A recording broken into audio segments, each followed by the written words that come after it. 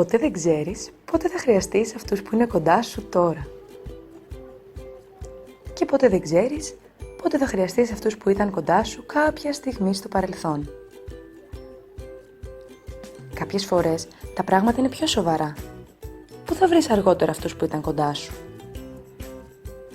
Και κάποιες άλλες φορές τα πράγματα είναι ακόμα σοβαρότερα. Πρέπει να ειδοποιήσεις αυτούς που είναι κοντά σου.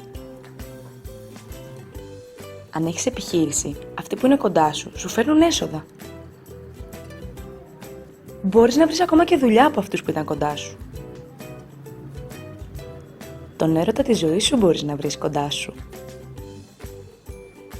Και βέβαια κοντά σου είναι εκατοντάδες επιχειρήσεις που χρειάζεσαι. Κοντά σου βρίσκονται όσοι και όσα μπορείς να δεις, να πιάσεις. Θα εμπιστευτείς περισσότερο τον εικονικό κόσμο. Λόκαμπας έρχεται για να αλλάξει τη ζωή σου, κοντά σου.